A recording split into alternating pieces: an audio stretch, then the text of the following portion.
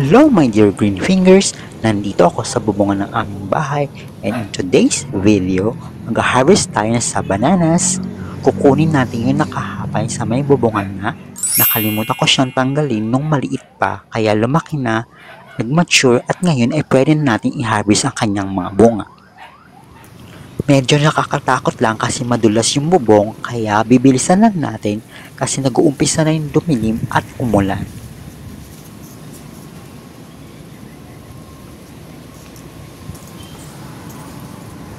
Good luck to us! Tatanggalin lang natin yung mga ibang mga dahon. Nagpaan na lang din ako kasi madulas kapag may tsinelas.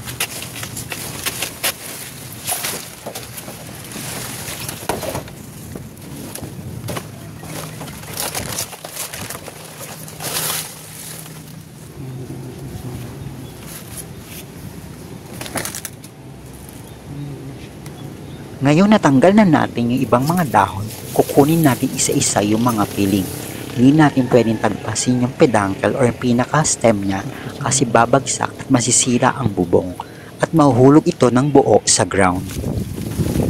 Dahan-dahan lang natin silang kukunin kasi ayokong ako ang mahulog dyan sa baba. Oh my God!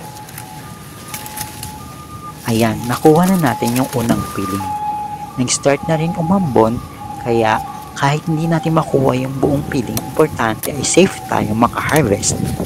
I-off ko muna itong camera para mabilis natin makuha yung mga bananas.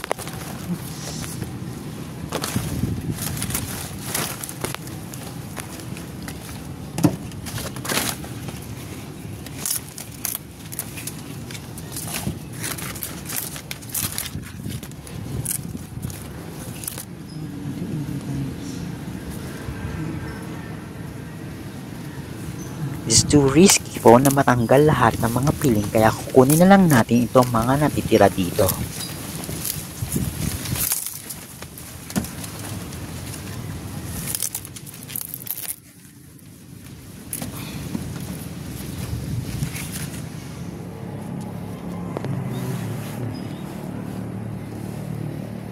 So guys, nakuha na natin lahat ng mga bunga. Ito na sila. Now, pakonti-konti natin silang hakutin malapit doon sa pinag-akyatan ko kanina. Pero bago yan, ititrim muna natin yung mga sanga ng kalamansi kasi sumaside na sila doon sa bubong.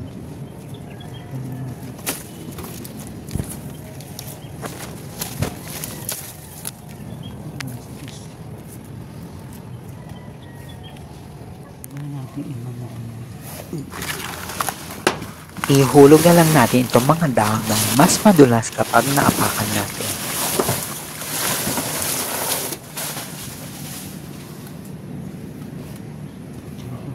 Ititrim ko muna yung mga sanga ng kalamansi at i-harvest na lang natin yung makikita nating bunga. Nag-start na rin kasi lumakas ang ulan kaya bibilisan lang natin. Okay lang mahulog ang ibang mga bunga, hindi naman agad sila masisira. I-off ko lang muna itong cellphone kasi lumalakas na yung ulan para mabilis tayong makababa ng ligtas.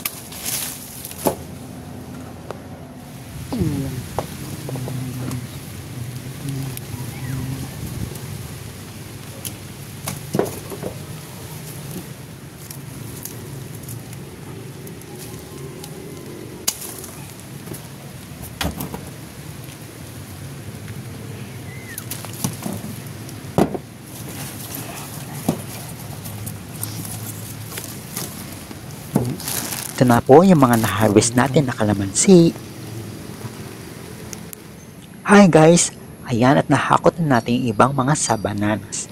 Ibababa na lang natin sila dito sa ground.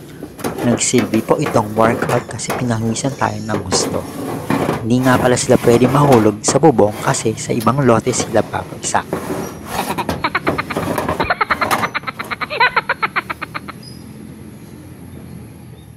Finally guys, thank God at safe tayong nakababa dito sa ground.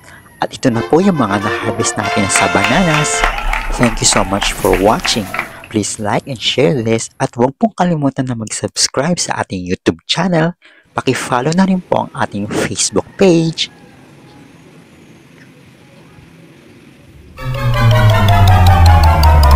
Subscribe to our YouTube channel for more gardening adventures. Stay safe and stay healthy, my dear green fingers.